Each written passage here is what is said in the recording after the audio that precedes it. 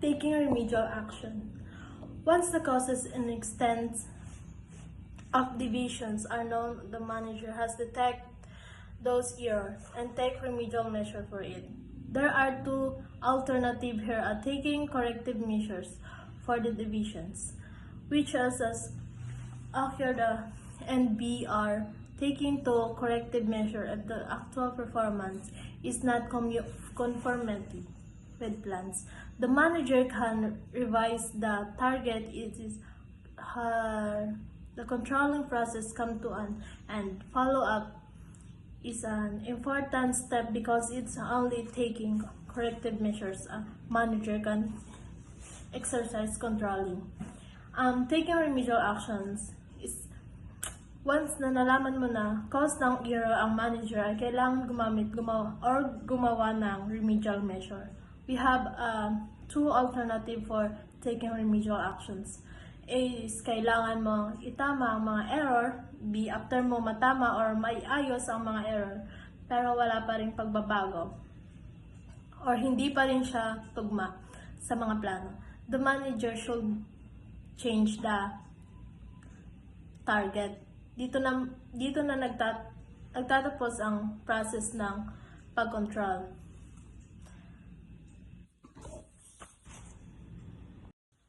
Next is relationship between planning and controlling.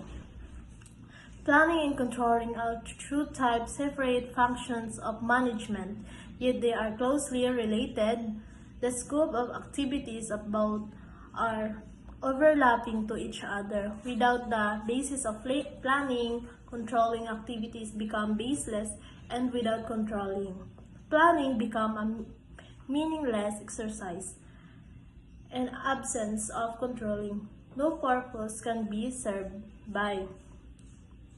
Therefore, planning and controlling reinforce each other. According to Belly Codes, relationship between the two can be summarized in the following points. Yung relationship between planning and controlling, we have two separate functions.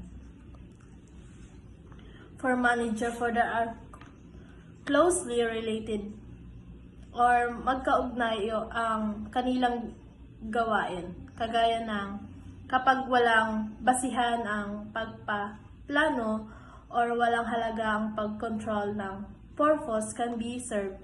And according to Valley Codes, related to relationship between planning and controlling, two can summarize in the following points. One is you need to plan. Planning precedes controlling, and controlling success planning. If you need to plan first before mo ma-control, if you done to control, you need to plan again. Yung number one. Number two, planning and controlling are inseparable function of management. Is number two, planning and controlling is always related. Hindi sila pwede paghiwalayin. Yung number three naman, activity are put on wheels by planning and they are keep at right place through controlling. Ang pag-control ay nagsisiguradong tama pa ng plano para hindi magbago ang mga plano. Number four, the process of planning and controlling works on system approach which is follow. They are both important in the organization. Hindi magiging maayos ang takbo ng organization. Kailangan pareho ang pagplano at pag-control.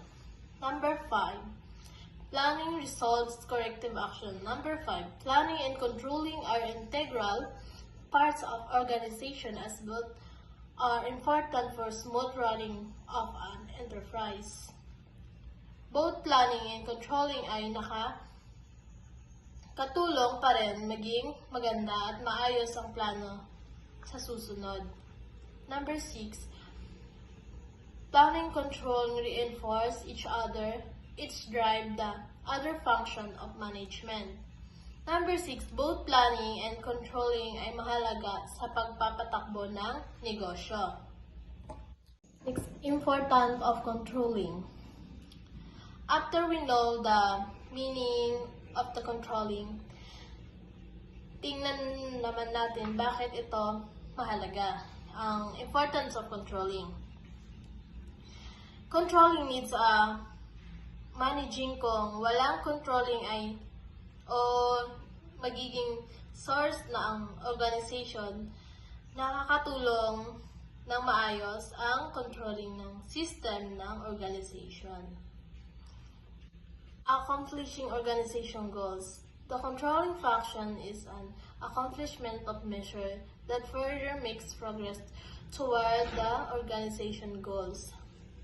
Yung accomplishing organization goals, ang controlling ay nakakatulong para makamit ang layunin ng organization. Tumutulong ito kapag may problema. Tumutulong ito para maayos ang pagkakamali. Next is judging accuracy of standards.